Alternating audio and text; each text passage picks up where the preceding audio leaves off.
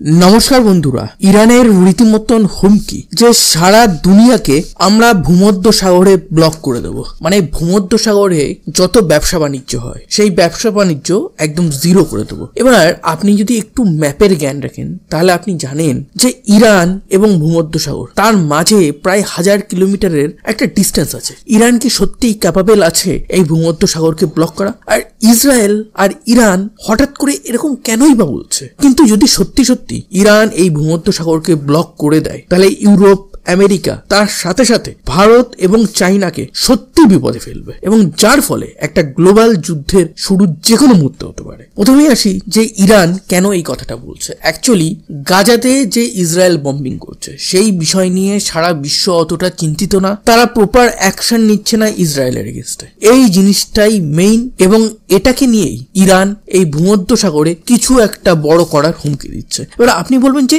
Iran এইভাবে কি সত্যি ব্ল্যাকমেল করার ক্ষমতা রাখে? দেখুন, প্রথম কথা হচ্ছে ইরানের কাছে ব্যালিস্টিক মিসাইল আছে, যে মিসাইল দিয়ে 1000 কিলোমিটার দূরের কোনো টার্গেটকে তারা নিখুঁতভাবে হোক না হোক অন্তত ভয় দেখাতে পারে। এরপর আরো একটা বড় জিনিস, যে আজকেই আমি একটা ভিডিও বানিয়ে বলেছি যে দুটো ভারতীয় জাহাজকে ইরান টার্গেট করেছে এবং সেখানে ড্রোন অ্যাটাক করেছে, বিকজ এই জাহাজগুলোর সাথে সামহাও কোনো ইসরায়েল লিঙ্ক ছিল।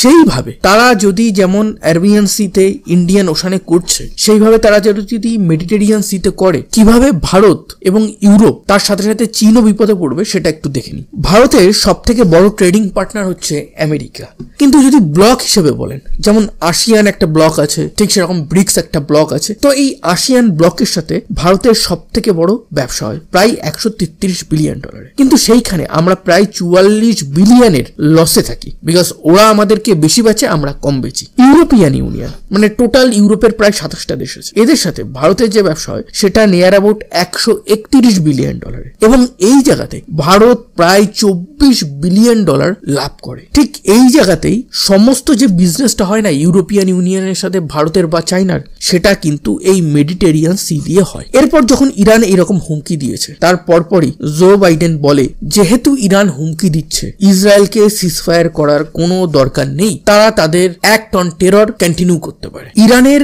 এই যে হুমকি আছে না, এই হুমকির পিছনে তারা ইউনাইটেড নেশনেরও একটা জিনিসকে টেনে এনেছে।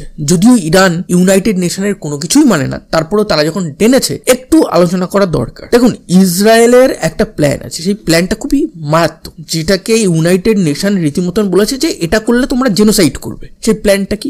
গাজা যে জায়গাটা দেখেছেন এই জায়গাতে যতটা না উপরে বিল্ডিং আছে তার সমান সমান নিচেও প্রচুর টানেল আছে, এবং এই টানেলে ঢুকে ইসরায়েলি আর্মি প্রচুর হামাসের জঙ্গিকে নিকেশ করছে। তারপরেও তাদেরকে 100% একদম অল হামাসের জঙ্গিকে রিমুভ করতে তারা একটা কাজ করবে, সেটা কি? এই মেডিটেরিয়ান সমুদ্রের জল নিয়ে গাজার যে টানেল গুলো আছে সেই টানেলের মধ্যে ঢুকিয়ে দেবে, যার ফলে এই টানেলের মধ্যেই হামাসের জঙ্গিরা ডুবে মরবে। এইটা ইসরায়েলের কথা, এবং এই জায়গাতে ইউনাইটেড নেশন যেমন এই জিনিসটা ইসরায়েলকে করতে বারণ করেছে, তার সাথে সাথে ইরানও বর্তমানে সেটা বারণ করছে এবং সঙ্গ দিয়েছে কে? রাশিয়া। চীন কিন্তু চুপ এখানে। এবার আপনি বলতে পারেন এই হুমকির পর ইসরায়েল কি চুপ করে থাকবে? ইসরায়েল কি এই হামাসের টানেলে যে মেডিটেরিয়ানের সমুদ্রের জল ঢোকানো সেটা কি বন্ধ করবে?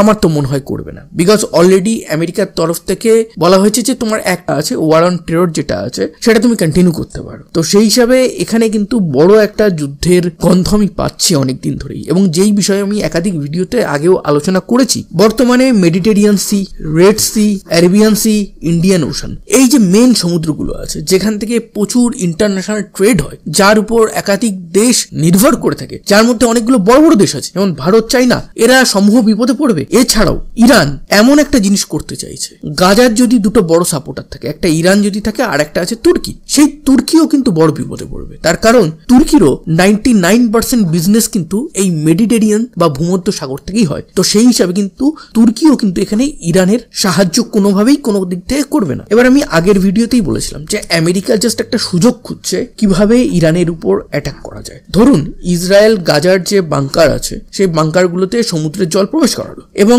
ইরান কোনোভাবে ব্যালিস্টিক মিসাইল দিয়ে কোনো একটা জাহাজ তাদেরকে ভয় দেখালো বা ধ্বংস করে দিল ভূমধ্য সাগরে। তারপর কিন্তু আমেরিকার কাছে একটা ওপেন সুযোগ থাকবে যে আফগানিস্তান আফগানিস্তানে তারা যেমন অল আউট অ্যাটাকে গেছিল, ইরানেও সেইভাবে অল আউট অ্যাটাকে যাবে। এবং ইরান কিন্তু এটা নিজের পায়ে কিছুটা কুড়ুল মারার মতনই একটা ব্যাপার করে নিল, মানে সবাইকে ঢাকঢোল পিটিয়ে এটা বলছে যে আমি তোমাদের ব্যবসাটা নষ্ট করে দেবো, এবার তোমরা যা খুশি করো। এবার ভারত তো যুদ্ধ লড়তে চায় না, কিন্তু এইভাবে যদি ট্রেডে আঘাত আনা হয় তাহলে ভারতও কিন্তু বাধ্য হবে এই যুদ্ধটা লড়তে। এবং ভারত যদি লড়তে আসে সেখানে চায়নার এন্ট্রি হবে, আমেরিকা থাকবে, এবং লড়াইয়ের গ্রাউন্ডটা হবে কিন্তু সেই ইরান। এবং ইরানের অবস্থা কিন্তু এখানে সত্যি বাজে হয়ে যাবে। এবং এই যে ভূমধ্যসাগর, এই যে আরবিয়ান সি, রেড সি আছে বা ইন্ডিয়ান ওশান আছে, এইখান থেকে বলতে পারেন নিয়ার অ্যাবাউট পৃথিবীর 50% ট্রেড পাস করে। তো 50% ট্রেড পাস করা এটা কোনো কান্ট্রি সহ্য করবে না। তো ইরান এবার কি করবে সেটাই দেখার। ইরান কি শুধু ধমকিতেই থামবে, নাকি ইন রিয়েলিটিতে কিছু করবে? ইন রিয়েলিটি ইরানের মাটি থেকেই অস্ত্র ছাড়া হবে, নাকি ইরান তার প্রক্সি হেজবুল্লাহ এবং হাউতি যে জঙ্গি আছে তাদের মাধ্যমে কিছু করাবে? এটাই দেখার এবার। সো ভিডিওটা যদি ভালো লাগে লাইক, শেয়ার অ্যান্ড সাবস্ক্রাইব করুন।